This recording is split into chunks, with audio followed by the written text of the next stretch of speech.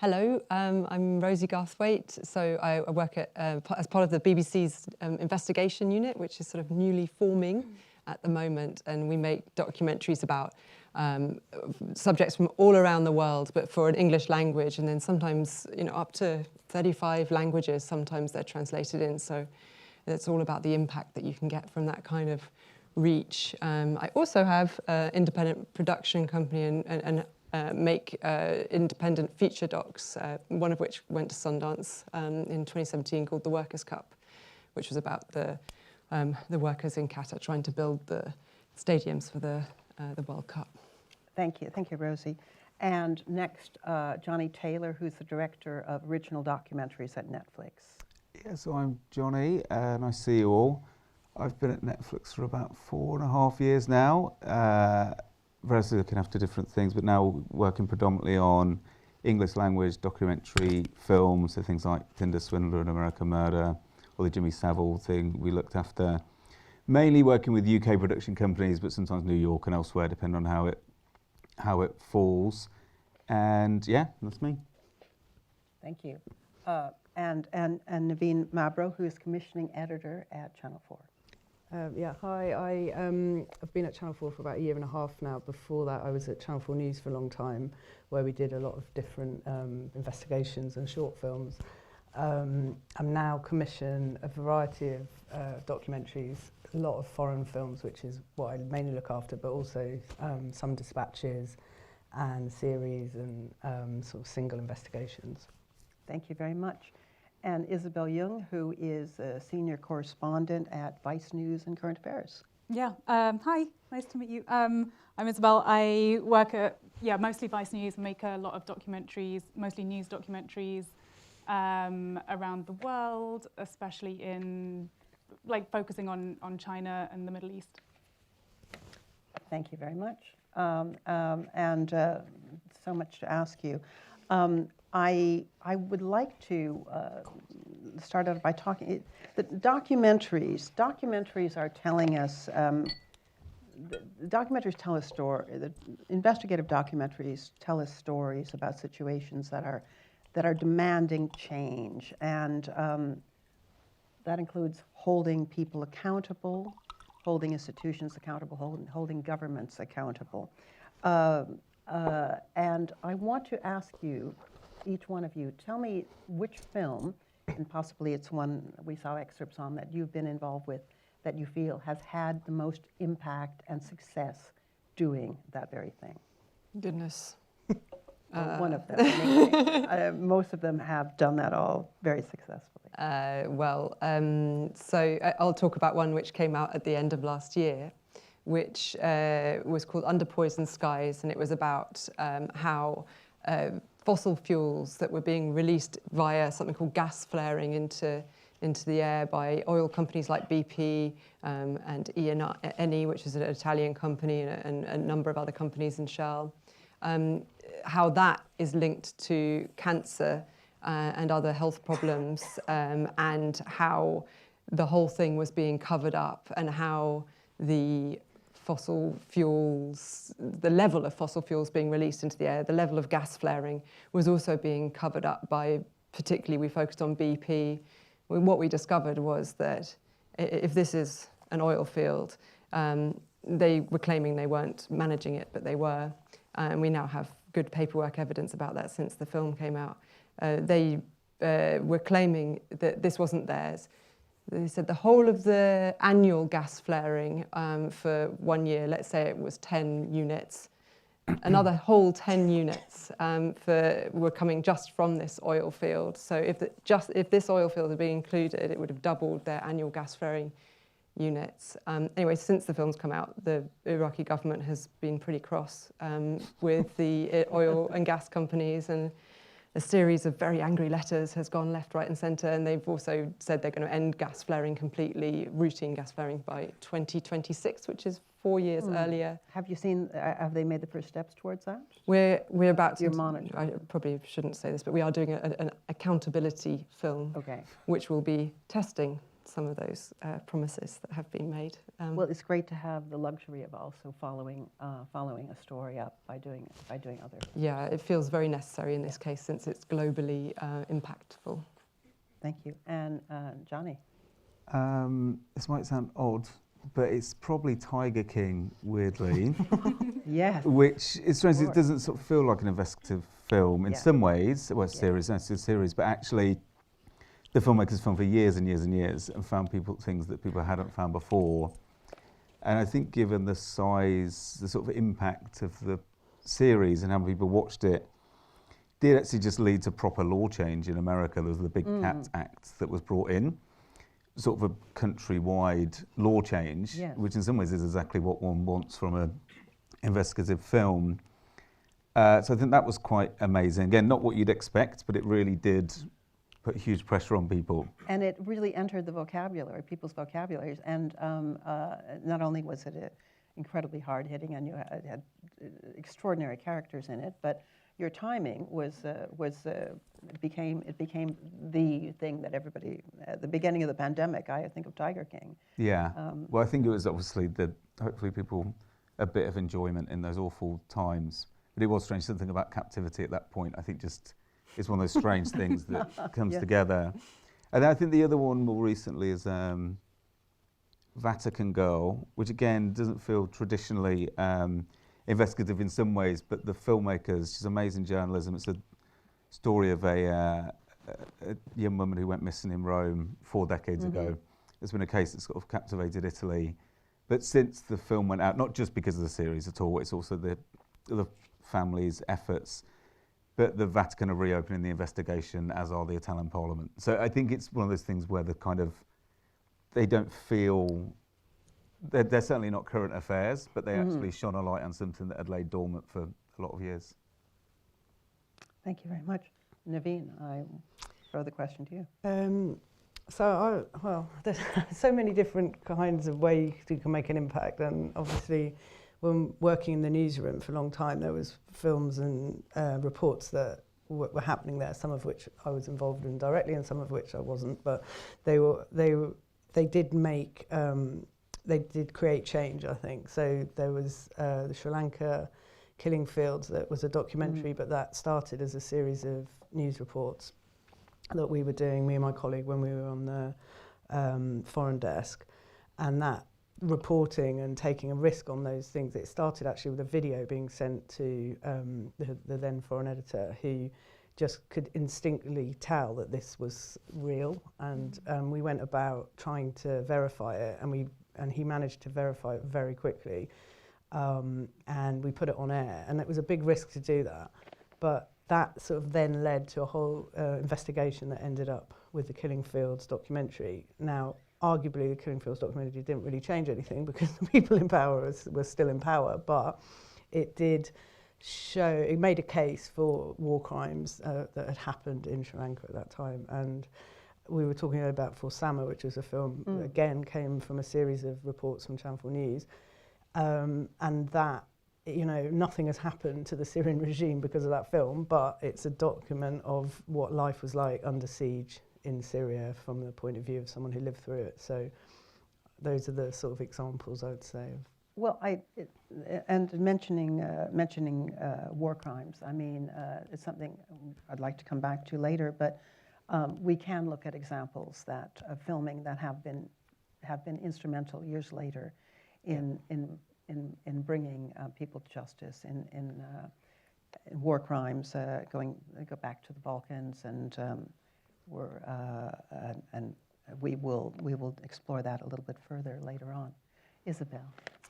Yeah, I guess similarly, I guess it depends on kind of how you measure that impact. And I guess I can point to a few different films or occasions where it's been I guess satisfying on a personal level, because the person you're going after ends up imprisoned, or with ICC going after them or whatever. But I guess in terms of significance, a few years ago, from 2017 to 2018, spent a lot of time working on the issue of Muslim Uyghurs in China, which at the time there wasn't a lot of information reported on that.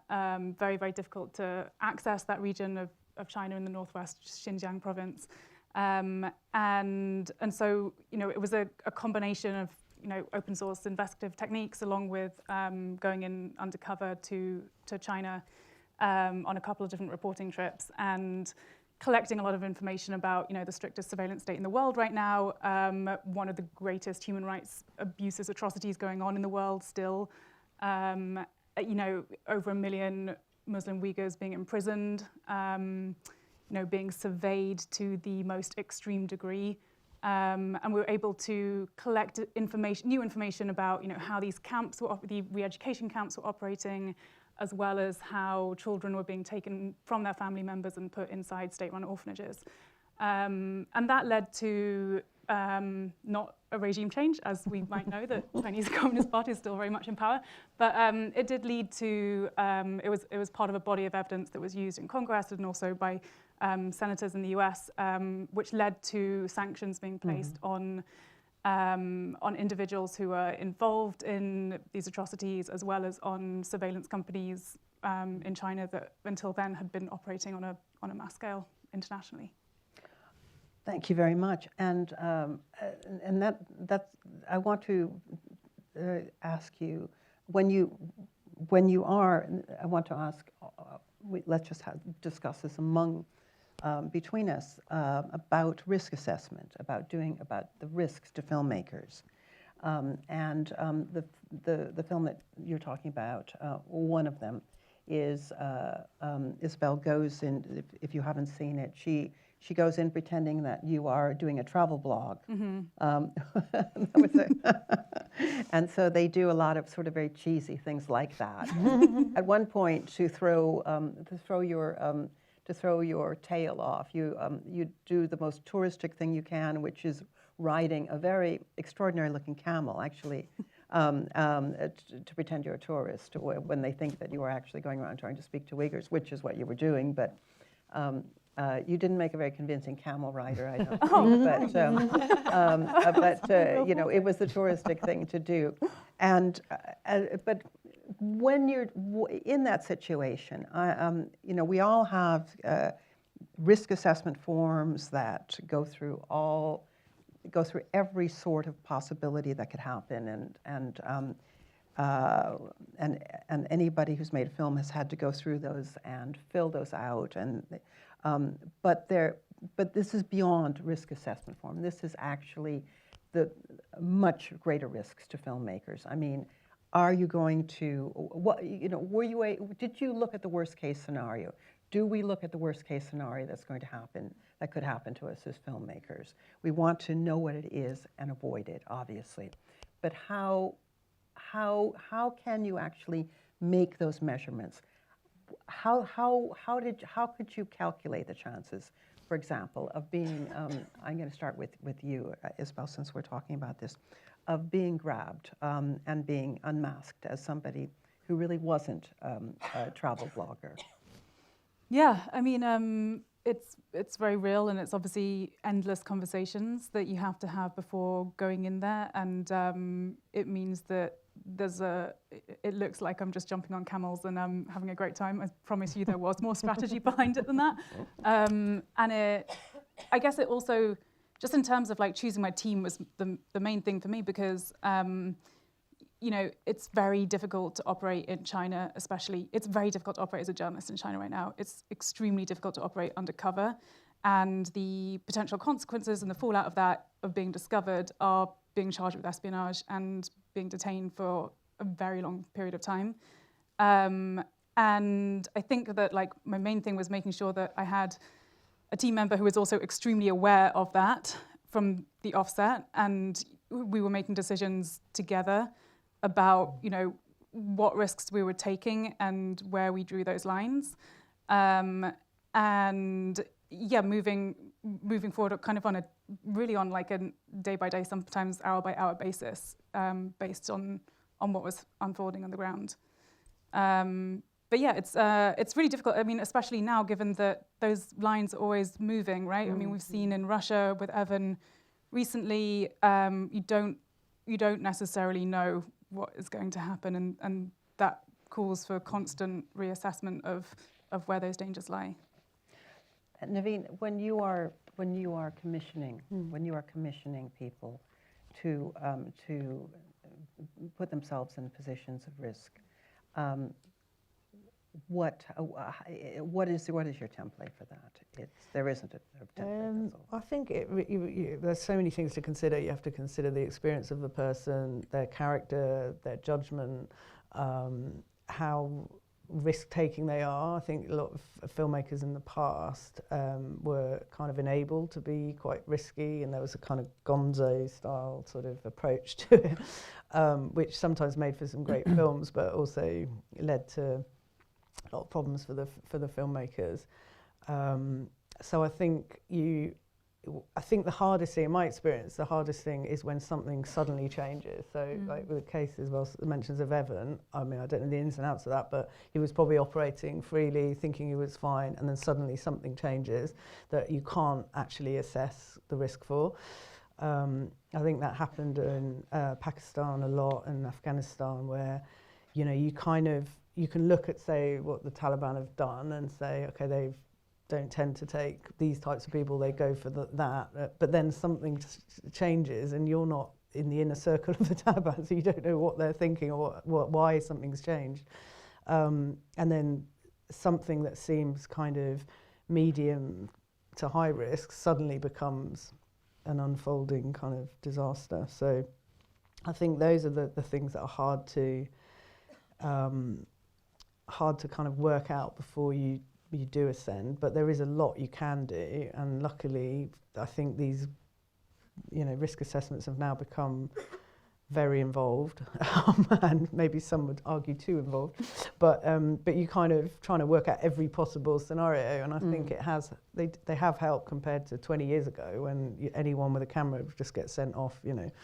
Yeah, we're referring to the arrest of Evan Gershkovich, who was the Wall Street Journal correspondent in Moscow. He was arrested last Wednesday, and again, he's an experienced, you know, Russian speaker, a highly experienced journalist who knew Russia very well. But it's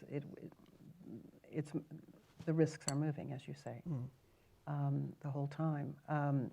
And Jonny, have you been in this situation of dispatching people out to, or yourself to? Previously, not so much now, but I have, and I think you're right about the change. That's the hardest thing. It's keeping the risk assessments dynamic.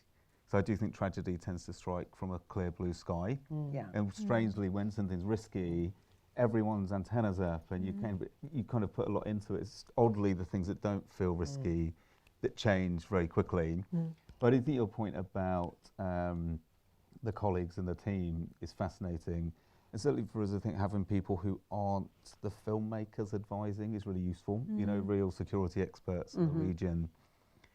Because I think they're less, not passionate about the stories, that's not fair, but they're less willing to take risks, which can be useful and can really assess things without thinking, I'm going to get this story, whatever.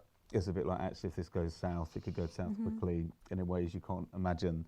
So I think keeping those folk in the loop, and then anyways, just to keep it dynamic and alert to the changes. I think that's that's what's difficult. And slightly, it's never fun, but doing the kind of doomsday analysis is useful, just if it goes there. Yeah. And I think that's the main thing we try and do, but also using experts who know the regions really well. And it's been a relatively recent thing, because I'm old enough to remember the days long before any of this was even thought of. I remember covering the revolutions of 1989, in Romania, which was particularly nasty time. I think there was a half a dozen journalists who were killed then. No, there was no thought at all of any briefing on safety or any kind of protective gear, protective body armor, helmets or flak jackets. That didn't come in until the Balkans War. I think I'm right in saying that. But Rosie has a very interesting background, because you were in the army. I was only for a year. Only for a year, okay. But but a very fascinating year. Yeah. And then also wrote a book which I'm a big fan of called How to Survive. How to avoid being killed in a war zone. Yeah, in a war zone, which I highly recommend. That's what it says on the tin. Which is informative and very nicely, beautifully written, and has a great deal of wit in it. And now here you are. Now I send people off to war zones. Now you send people off to war zones. From the comfort of my living room most often. I was going to ask actually, Isobel, in that situation in China, did you have a local fixer or No, it was actually too dangerous to take a local. I think that's you need someone with an American passport, essentially, right? Who's going to get out of who's jail. Going to get out? Yeah. And that's where I think the biggest problem is for us right now, at least, is you want the local experience because, like you said, you need to be grounded in that experience. Plus, they just know so much more than you do. But the huge risk of working with them is that if something goes wrong, it's really hard. No matter how much you cover your cyber trail, like there are almost inevitably links back to, and there's all sorts of mass surveillance, which doesn't even require, too much invasion of your phone that enables people to scroll back and see just who you were in a room with, and that's enough to pin someone. And we've had that experience in the past. So yeah, it's this big difficulty. So then there's a gap between you and the advice that you're getting, and that's always troublesome. And I was just thinking when you were talking about how long you are there for and how you need to be constantly on top of it. Because one of the repeated messages, so I interviewed 150 people for the book, because hardly any of it's my knowledge. The whole point of the book was I didn't know anything. Let me go and find out. And then the many people said, you arrive on day one and your antennas are like, wow, what's going to happen? I'm going to get arrested. You end up going for a nice kebab round the corner. You're like, oh, wasn't that bad? So then you're down a little bit, and it goes down and down. And if you're there in Moscow for however many years as a correspondent, you kind of think you got it, I'm not saying he does, I have no idea of Evan's situation, but you get comfortable. And that is when the risky side comes in, I think. And if people go repeatedly to an area, and that's why I quite like to mix up a team a little bit. Yes. I think that makes a big difference. And also, this is a bit kind of, maybe could be seen as an ism, but I quite like to have somebody in there with a child if it's a particularly risky place. I think it keeps everyone sensible. If you can. It's not always possible. But if you're in a situation, as Isobel was when who speaks speaks Mandarin, and is that that's you want to be able, if you can speak the language of the country that you're working in, that opens a lot of doors. But also it can say certain things about you because your accent's going to attract attention as well. As I think we've all know those situations. What is your accent was your accent something I speak perfect Mandarin, perfect.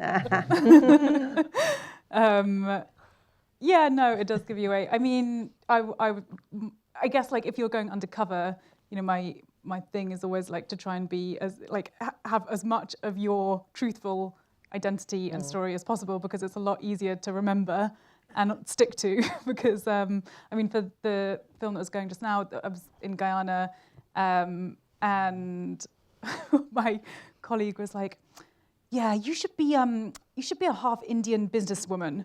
And I was like, is there any way I could not be that? And I could just be someone who's like got a slightly different name, but essentially comes from a similar background to where I come from, just to like save me like trying to remember an address in Mumbai that I've never been to.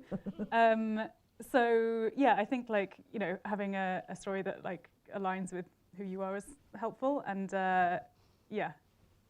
Okay, so realistic risk assessments are very, are absolutely key, and any independent filmmakers have got to. There's access to those on many websites, many of the safety organizations, and including the Rory Peck Trust, but many others. That's very, very important. Then as Jonny said, having an independent independent safety advisor. And a lot of these fantastic documentaries that you're seeing, they do sometimes have them in the field or seek advice from them beforehand. That's absolutely vital. You know, the days of going out and winging it and just being brave. And John Swain, who Rosie quotes in her book, John Swain, great journalist who did some extraordinary reporting in Vietnam and Cambodia. He says that one of the things that he felt was very important was not to be with a lot of other journalists or filmmakers, because they would egg each other on, and nobody would be the person that said, no, I think today is not the day, or let's turn back, or let's stop here. And having a team that understands that you can bring out the worst in each other as well as the best in each other, I think is a very important thing. But it's one thing talking about the people that have chosen to go out there and make films and do investigations, and we have that great luxury and responsibility of doing that. But what about the people that we're working with in those places on the ground that don't have that are still out there in many cases? They don't have some of the luxuries and some of the advantages and some of the passports that we have. Mm. How do you deal with them, Nevine? Well, again, I think it really depends on the film you're making, on the country, on relationship you've had with the people who were there. I think traditionally, you know, especially with sort of, well, filmmaking and news teams, you'd send people in from London or New York, and they'd spend however many days or weeks doing something and then leaving. I think things have changed now in that a lot of the people telling the stories are from the places themselves. So I think you have a very, you know, it's a kind of, it changes the relationship because they are either filming or they are, you know, enabling someone else to film or telling a story that they want to tell. So they're much more active in the film and the making of it, and choosing, you know, to do that in a way that's sort of slightly different to if you were sending in a team and they're working with that person. So they sort of, maybe it's that they have more invested in it. They're choosing sometimes to stay in a place when others are leaving, but they're choosing to stay. That again changes, I think, how it all works. So, but I mean, it is, you know, there's so many complicated things to consider. There's so many duty of care to people who help you or who are the subject of a film. I think the industry is much more aware of that responsibility, and long after a film goes out, you know, there is a relationship that the filmmaker and the team have with someone who's worked with them. There's responsibility you have to them. Sometimes people might come away from experience expecting, you know, their life to change because of a film or to move country because of a film. You know, I think you need to understand before working with people what motivation is. Yeah, what the motivation is must be. And that is hard sometimes key, yeah. To work out, because sometimes they don't know even, you know, what that is. So there's a lot of things to consider, I think. Do you send, if you're working with colleagues, contributors, are you able to send them on hostile environment training courses sometimes? Yeah, absolutely. I mean, you know, there's a lot of courses now you know, it used to be that you'd have to come to England or, you know, America to do a course like that. Now they're held in Middle East, they're held in Asia and Africa, and, you know, so that it's much more widespread. With Ward, Ward was a Syrian filmmaker who was in Aleppo during the siege, chose to stay there. At one point, before the siege was really tight and they couldn't get out, you could actually kind of find routes in and out. And she left, and we went to meet her on the border. We did a bit of camera training with her.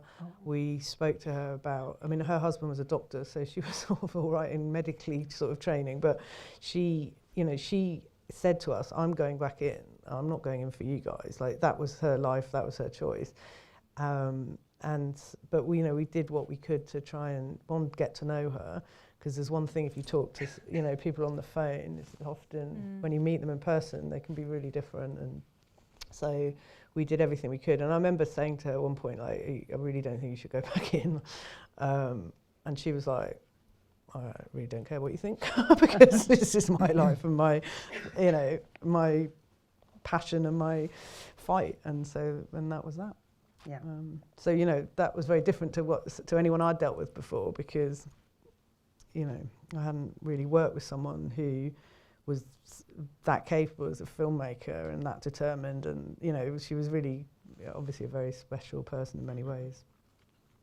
And Jonny, have you had that situation? I was just thinking with that, I think what's interesting is in terms of risk and different things, I do think the place documentaries occupy now is different from a few years ago. The days where it'd be on sort of, that I worked on some of the BBC that wasn't allowed to be repeated because of contributor care issues, because that was part of the deal, that would be on once, and that was it, and you can't get it on YouTube or anything. Whereas now, for Sama is huge, and you can say, so I think the risks for someone have changed pretty profoundly, and I think that's one of the conversations is about what it actually means for someone. We have it even not particularly risky films, something being on Netflix or something, it's there forever. It's a different thing. People can find it. It's globally available. That's very different to something being put out on not in the country that someone lives in, and and going out once, and you can find it, but you can't get it immediately. So I think that's a really interesting thing, is how you get people. It feels like the world's just moved. And I was thinking, even with going undercover, now people can do like reverse image search. Exactly, and things. It feels like that cyber side, I don't really thought about it, but that cyber side actually feels as important as the kind of on the ground side of it. The assets as well that are produced when a documentary comes out, the photos, all of the social media, they may actually be quite a different thing from the actual film itself. And I think that's a whole area which we've had to spend extra attention on, because that stuff on the 1 minute thing on social will be seen by 10 million more than the film, and you just have to be so careful about who is in that and what extra vulnerabilities that puts them in. And we've had a couple of experiences where they've been totally fine with being in the 1 hour and even in a sort of 10-minute cut down, but then it's that 1 minute that really, really makes them feel at risk, and you've got to think about it. But still, even the point that you're making, that it's there forever and it can be picked up, even if Netflix isn't particular, or any streamer, or any of the terrestrial television isn't available in that particular place, it easily can be just copied and put on YouTube. So nothing is safe. I mean, I remember years ago interviewing people in the Middle East and thinking, in Eastern Europe, and thinking, well, that's all right, because they don't get the BBC or whoever I was working with, or Canadian Broadcasting. They don't get that, and they're never going to see it because it's just going out once. It's appointment television. That isn't the case at all any longer. You have to assume that everybody's going to be able to see it, and it can be copied and sent. We always get told at the BBC that because it's being released, almost everything's released globally, so then you can be sued from every single country. That's the lawyer's favourite thing. How do you know that somebody in Mauritania is not going to be suing you about this? Oh, damn it, I don't know. And they are suing from the clever ones are, the rich ones. Although yes, they are indeed. Although Britain, for many reasons, has been a particular favorite place to sue. That's a whole other issue. The slap legal cases. I think that's we won't go into that one. But so what is the duty of care to contributors? And Rosie, particularly I want to ask about something, the film Queer Egypt, which is just which is in that clip, in that clip, extraordinary, extraordinarily hard-hitting and disturbing film. What is your duty to care to those contributors? Well, we spent a year and a half working on legal and edpol. We had access, and then legal and editorial and security decisions before we kind of began filming or did hardly any of the work was done before we'd had those thinking, because the moment we had made contact with them in Egypt, the contributors, sorry, I should explain what it's about. I was going to say. Actually, no, it does explain it in the clip, so you've all seen it. We had to come up with a new way to anonymise. We didn't want to make another film that made gay people look, I'm using gay in the pejorative way, made gay people look other or weird. And so, okay, we did come up with a strange masking technique, but a lot of people say they found it really accessible. There's a big divide, actually, sort of anyone under about 43 is fine with it, and everyone over 43 is really finds it upsetting. But it worked for, it certainly worked for the people in the film, and they were a part of the masking process. They chose the colours of their mask. They chose the identities. Okay, that's very interesting. They also approved the voices that we used to revoice them. They actually, all of them didn't want to be revoiced at all, and then about 5 minutes before the film went out, they all wanted to be revoiced. The nightmare. But so there was sort of consent with them from at every moment. You know, we're going to film now. We're filming now. We're filming with your friend. You know, it's a real heavy level of consent, because at any point it could have got them into some serious trouble. Just to be clear, so a positive depiction of being LGBTQ is illegal in Egypt. Looking at Tinder, actually, but obviously at Grindr, even looking at it, it could be seen as an incitement to debauchery in Egypt. So our whole crew was going to be at risk from the moment it started, and anyone who was in this film.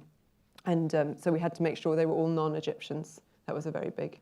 But obviously we used, actually, our contributors were our kind of our main kind of security guides and sources. They could tell us how to get through the cyber world in Egypt without being arrested very effectively. Really? Yeah, I mean, they do it every day in order to survive. So, but just reaching out and finding the people in that film was something that took a tremendous amount of intelligence and delicacy and risk. Mm-hmm. And in fact, the producer who did it is a straight guy who, until he started working on this, really had no interaction with any, what we decided to call queer people, or they decided to call themselves queer people at all. And so for him, he learnt this world from scratch, which was an incredibly valuable process for us, because then we could see how a huge amount of the region was viewing this community, and it enabled us really to shape the film in a way that wasn't going to be entirely offensive to the community, and could be there could be a level of empathy built there. And that was his whole angle when he was approaching the people in our film. You know, tell me what you're going through, and it worked very well, and eventually we won over their trust. And Jonny, what duty of care do you? What are some of the? Similar thing. I think it depends on each film and taking them all on a case by case. We had a similar thing in terms of the masking. We did a similar technique that they'd really used in Welcome to Chechnya first, which was the kind of, I don't like calling it deep fake, because it's actually not deep fake. It's like a digital masking technique, which if people haven't seen that film, it's an amazing film, where the similar situation, people are masked to really protect them. But then someone decides to go public during the film, and the digital mask sort of dissolves in the film, reveals his actual face, and it kind of uses that technique for a filmic reason. And we used it in a film called Into the Deep, which is a very amazing film, very traumatic, about there's a guy called Peter Madsen in Denmark who murdered a journalist on his submarine. It was quite a famous story, but there was a filmmaker who was filming the whole way through, was actually making a film about him being building a rocket, and then it all changed. So for that, just very delicate contributor care issues around that. And one of the contributors, we did use and we're very clear about it in the film, we used the sort of digital mask there and changed the voice a bit, because it just she didn't feel comfortable, and it just felt like the right thing to do. I think the difficult thing with anonymity, when it's not a current affairs film, is how to sort of maintain the filmic quality. You know, for want of a better word, to kind of make it, how do you not just blur and you do something different with it? And I think you get to a point where there's only so many sort of hoodies and caps that you can have before it gets a bit repetitive. But I think there's going to be amazing work done there, actually, in terms of, I think the digital masking is kind of incredible, because you can still get the emotion, but it's very expensive, but that will come down. But I think there will be more. I'm hoping that the kind of technological advances will enable you to film stories you would never be able to film before, and do it in a way that feels like you're really opening up scenarios that just weren't safe enough previously, but actually you can mask people to an extent that it's still incredibly watchable. It's not just sort of blurs everywhere like you're doing, no sort of, just being innovative with those forms of protection. Because you still want people to watch the film. You know, that's the thing. You don't want it to sort of turn people off to a point where they can't engage with it. And I think, your film and Welcome to Chechen really led the way on that. Well, I mean, and all of that is relatively recent, because when I began, and when we would interview people that we didn't want to identify, these electronic masking techniques really didn't exist, and there was you could digitally, well, I'm talking about not even, the word digitally wasn't even, I'm talking about analog world before we actually moved into digital filmmaking. So what would be done would, you would interview somebody they would be silhouette, you would have, you'd show their shadow. I remember one time being very creative and having somebody who was a chain smoker. I remember being locked in a room with him for a long time filming. It just sort of, there was this voice and then bits of his smoke, kind of worked, I think. But, it was, but one thing that was, and then these abilities to blur faces came in, but you would have to do that back at base. And so meanwhile, you were in situations where you didn't want to be grabbed, you didn't want your footage to be taken by authorities or the police or any of the security forces, so you just didn't want anything there that was going to incriminate anybody. But it was just a matter of your imagination and having a particularly inventive camera person. God knows, the number of times you're shooting somebody's hands or, the back of their jacket, and then you're thinking, I was thinking, is that jacket a really distinctive jacket? Could they be identified by that? Tattoos. Yeah, and rings and all of that. You, Isobel, when you were in doing your Uyghur filming, you were very, very careful. You disguised the voice of a little girl that came up and spoke to you about her school and told you some very valuable information about her schoolmates. Yeah. I mean, that story I really lost a lot of sleep over, because it's really hard to know where the lines are in, the strictest surveillance state in the world right now, and you just don't ever know what the consequences will be from anyone talking to you. And so it's such a policing of I'm quite used to going into a lot of conflict zones where you kind of know more or less where the dangers are and where the physical threat is coming from. And in that scenario in Xinjiang, it's really hard because they are policing your physical movements as well as what you might be saying, as well as it feels like what you're thinking as well. And so we had many conversations over how we handle that footage, how we even get it back, because I was filming with a hidden camera, and you also don't want to get caught with a hidden camera in those scenarios, but you also want to delete the footage as soon as feasibly possible, because if someone catches that footage on you and then sees who you've been talking to, it's so incredibly easy for them to track those people down. And they have, like, on street corners, you know, Uyghurs getting their phones checked, they're having their voices scanned, they're having their faces scanned, everything. So it's so incredibly strict, and so your responsibility as a journalist and as a filmmaker is extremely heightened. And one step wrong can obviously land people in extremely dire circumstances. So yeah, we were very, very careful with that. Well, when you were talking about Aleppo before, and we're talking about, was that material, you said you got out as quickly as you could? Went through different phases, because initially it was quite easy to get the material out. There was good internet, but then as the siege continued, and especially in the last month, we weren't sure they were going to get out live, to be honest, because it was so awful. And the footage, when she did manage to upload it and send it to us, it was so bleak, and it just felt like this was a really kind of out of control situation. So we had a plan where she copied all the footage and she hid it somewhere in Aleppo, so that, because what was happening was the regime were coming closer and closer, and the bit of land that was rebel held was smaller and smaller.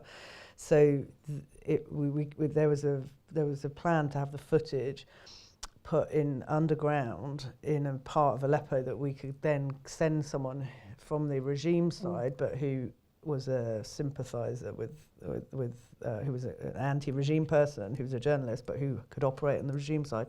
He had the coordinates, so if Wad didn't get out or got arrested, we would get the footage out. Not because we wanted the footage, we wanted her, but that's what she wanted. Yeah. Eventually, obviously, she got out alive, but she was pregnant when she left, and she strapped the footage to her. She tried to strap the drives to her belly, so when they drive out, she's actually got the footage strapped to her belly in case they check the car. So it was, that was a really kind of extreme situation, but it was, the last month of that was, I'd never dealt with anything like that before in my life. It was amazing. Well, and which leads me into, I want to stay on that for a moment, because talk about trauma, how traumatic some of these situations are, the trauma that of the filmmaker. And For Sama, which was a series of reports that were fashioned brilliantly into a long documentary. I have a quote here that about, and I think probably many people here have said that, have viewed it, that I don't know where it is, but it's saying that at so many times the viewer wants to look away, but you can't look away, and because it is a very traumatic film. It takes place in this clinic in the middle of this conflict, and there's scenes there that are very hard to view. They're very hard to view, and some of the worst of them. One of the worst, I think, one of the ones that had tremendous impact was the person involved. It was a childbirth. Was saying, "You must film this. You must film this. People must know what is happening." So how do we deal with trauma, preparation of trauma, and trauma in the field? For the filmmakers or the filmmakers? Yeah. Initially. When I wrote the book, I sent off a sort of questionnaire to lots of people who I didn't know particularly well, and all of those questions that came back from people, answers that came back from people I didn't know, I kind of filed into all the different questions, and the post-traumatic stress area was like 5 files, and everything else fitted into that, because that was the thing everybody had advice on. Because my big question was, what advice would you give, the 22-year-old version of yourself?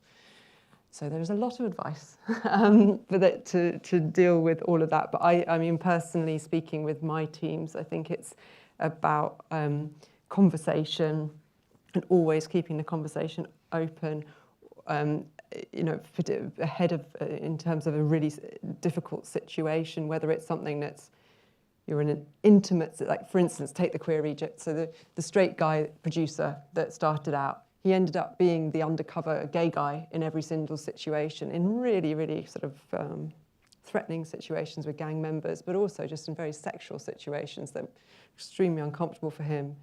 And I think that, you know, at every point we were saying, listen, no is the right answer. But if you think, you know, if you think you want to go ahead, then that is, you know, we would have a long discussion about it, but we'd try and limit the push towards traumatic situations, I think, whether that's the security or a sort of just a insidious situation for somebody. And then beyond that, it's just after and during the filmmaking and at the end, when you've got the pressure of the contributors ending up often having lifelong relationships, friendships with you, that can be a lifelong pressure and trauma that constantly needs checking in on. The young boy at the centre of the Under Poisoned Skies film, he has now relapsed his cancer, and he is fighting for his life, and there's, you know, very little that anyone can do about it. But you know, the team has helped create a fundraiser, and that's made them feel better about it. But in reality, this guy is, you know, really on his having a really difficult time, and it's very hard for them because they lost a lot of individuals during the making of that film. Sorry, I was a bit long there. No, and well, no, thank you. And Jonny, I wanted to ask you about a film that you did when you were at the BBC, which is, correct me on the name of the title, Life on Death Row, Life and Death Row. I think. Right, Life yeah. and Death Row. Now, and it's just incredibly powerful and upsetting series about is about a project. Well, I'll let you describe it. Yeah, that was, I mean, I definitely had a breakdown after that. It really was, it was interesting actually. Only definitely had PTSD, didn't realise. It was only my wife and friends being like, are you okay, are you okay, Oh, sorry, okay? I didn't realise that, I'm No, sorry. not in like, Yeah. people always say not in a big way, but I sort of went for counselling and it was fine. But I think, to your point, I think admitting that traumatic films are traumatic for the filmmaker is just like 101. Because I think when people are filming trauma, they don't feel like it's theirs. And it almost feels like, I don't know, I think sometimes people can feel like, well, it's not my grief, because I'm not going through anything, but it's like you are. And I think we just need to like admit that, and it's fine, you're allowed to feel. You might not be feeling something as bad, but this was a film about a guy called Sean who he'd murdered his girlfriend's parents in like awful, with a sledgehammer, like awful circumstances. And it was his death penalty trial. And we were filming with his mum and family and the victim's family and the judge. So kind of everyone, it was like real access to everybody, which just meant you were balancing an awful lot. And I think you just feel that it takes you a long time to realise you don't have an outlet. They have you to speak to. Not that you're that helpful, but a little bit, you know, you can take a bit of the pressure. But then I think, to your point about when you're back, I do think where we can affect change a bit on the commissioning side is then just take the pressure off the film a bit and off the edit. Because I think what happens is people have had a really traumatic experience and then they feel the pressure to tell the best version of the story. And if you're breathing down their neck and putting more, do you know, it's like, I think you can exacerbate those feelings quite easily. So I think just us all being open and appreciative and kind of remembering that, not that it's only a film, but you know, sort of someone's been through a lot and you putting extra pressure on them probably isn't the thing they need at that point. Aside from all the real professional services that should be, I think, just available and people to talk to. Yeah, which is something, again, that is relatively recent. And, you know, that certainly wasn't available in some of the early conflicts that I covered. But I always felt, you know, when I was out in the field doing doing films, I was always grateful that I was with a team, because at the end of the day, you could talk to each other, and you weren't always in places that had alcohol or anywhere that you, which was always I felt a useful thing. But you had a group. I remember after a particularly upsetting situation that I was in Iraq, I remember the cameraman asking, he made us tell jokes to each other, you know, and it just was one of these great distressing things that evening. And then we were able to talk about it over the edit, which happened much later. Nevine, you were nodding there, and you know, I was just thinking about when we've just finished a film about Nazanin Zaghari Radcliffe, which was it was an independent filmmaker who filmed with her husband over several years. It wasn't a commission; he was doing it on his own. And anyway, then when just before she was released, we commissioned it, knowing that we wouldn't be able to show anything until she was out, which at that point could have been the next day or 10 years. But what happened was she suddenly got released. About a month before, her husband had said to us, she's either going to get released in a month or it'll be another year.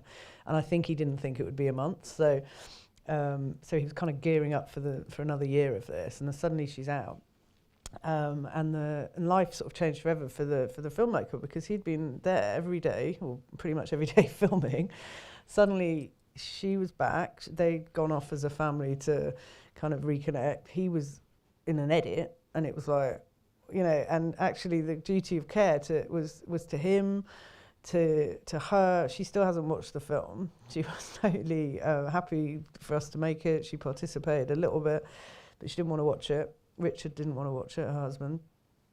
So anyway, in the end, we took a pause on it, because we realised that everyone needed a bit of time the filmmaker needed time to sort of understand what had happened and get his head around everything. She needed time to decide whether she wanted to be in it at all. So it was various people you had to look after, really, in that situation. It wasn't just the subject or the... So how do you prepare for all of this? You prepare by knowing that it's a possibility when you're traveling. I feel like you can prepare as much as you want, and at the end of the day, you can't really prepare. Yeah. I don't know. I mean, to your point with, you know, it's definitely true that, like, you know, it helps obviously to have those conversations, but also, you know, you're in a role where the film's very rarely about you, and so you're trying to capture what, you know, other people's emotions, and often you're meeting people in the most vulnerable, critical, most terrifying moments of their lives, and so the story is definitely about them. It's, you know, I've been with people whilst they've been watching their children die, and whilst they, you know, have just experienced gang rape and all these horrendous things, and it's wildly inappropriate for me to burst into tears and be like, oh, poor me.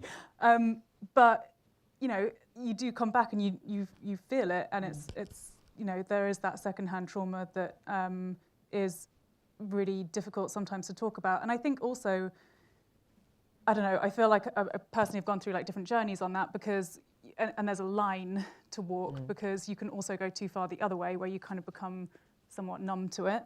And then you're also not a great journalist or filmmaker, because then, you know, you need to be able to empathize with people, because people want to share stories with other humans, and you need to be able to, you know, be able to be someone that they can talk to and reach out to and, you know, communicate with. So I feel like there's that balance there that you kind of have to be able to reach. I think a lot of the trauma at the end of a film, for me anyway, and I see it, the stuff that really breaks people is the guilt. Yeah. If something comes out and there's very little that happens, or, you know, you've made the situation worse, or somebody got arrested, it's really, really, really hard to process. Yeah. And that's where that Shireen Tadros, who's the former flatmate of mine, she is the, let me get this right, the Amnesty representative to the UN, and she just wrote a book called Taking Sides.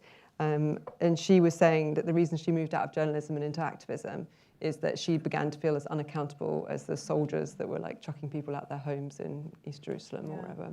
And I think that's where impact comes in, and why I feel impact is such an important part of a filmmaking process. And from the very beginning, we build that in before we even greenlight or commission a project. We're thinking, well, what would the impact be alongside this that that we could run that might be totally separate to the subject matter of the film, actually, but making sure that that is happening at the end, because it's something for the filmmakers to step to for a moment that feels positive, even if everything else goes not that well.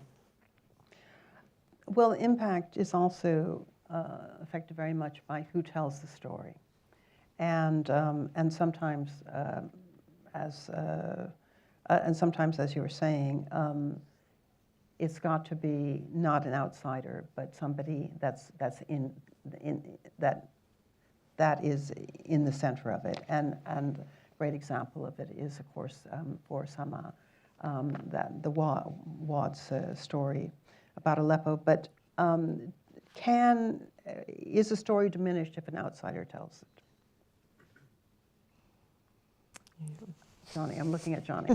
It depends. I think it just depends. Say something like, Edge of Democracy, which was made by Petra Costa, had to be made by her. You know, someone internal. It was a very authored story. I think some films can benefit from outside perspectives. I think we need to be careful about collapsing into that view, because it suits us, frankly. You know, I think there's a thing where it's like, actually, I'm the only one who can tell this. It's like, I don't think that's always the case. I think with Netflix it's slightly different because we're global. So, you know, if we're working on a Korean documentary, it tends to be made by someone in Korea and commissioned out of Korea. So it's slightly different. And I think that generally it wasn't not so much when we started, but as we're sort of getting more developed. And I think I see mainly positives to that, if I'm being honest. Something one should normally strive for, but then there are other situations where actually that outside perspective isn't just useful, it's necessary to get the film made. So I think it does depend, but I think working with filmmakers who are close to the story where possible is normally a good thing. I think traditionally, because most directors have been men and have been white men, that actually there's a change happening, and that's a good thing. And people want the more women directors and more people from ethnic minorities. There's a whole debate, obviously in America, about who tells the stories of Black Americans, and I think it's really important to have those conversations. And I think what was interesting about what was so great about Wad's film was, I spent a lot of my time going to conflict zones and as a journalist and watching films about war, and they were always told by men. The protagonists were men. So, if you look at the Syria films, it was Last Men of Aleppo, Father and Son, The White Helmets, and women in films about war tend to be victims. And to have a film told by a woman with the protagonist as a woman who chose to be in that situation was really refreshing and different. And one hopes that changes how women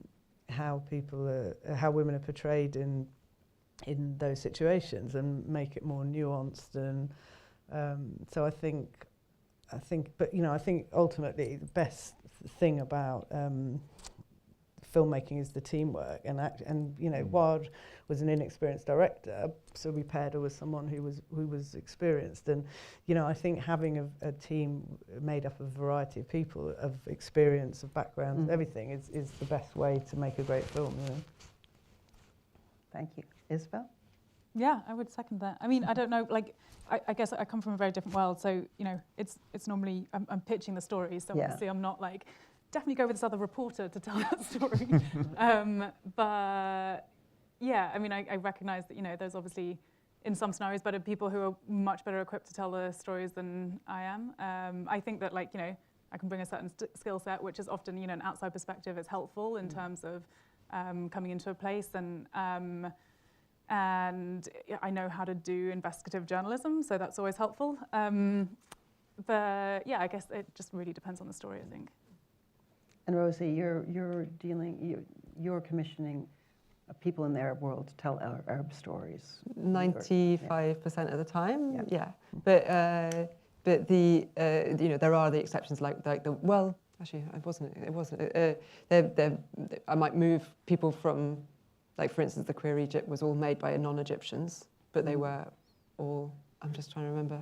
Yes, they were all from the Arab world. He was from the Arab world, though, wasn't he? Yeah. Mm-hmm. The presenter. Yeah. Was, yeah. Yes, boy. Okay, so try to find a Middle Eastern Arabic-speaking person to front a documentary about being queer is just really. I spoke to 20 different people, and none of them were willing to do it. He took a huge leap of faith. He actually moved countries to enable himself to do it. Gosh.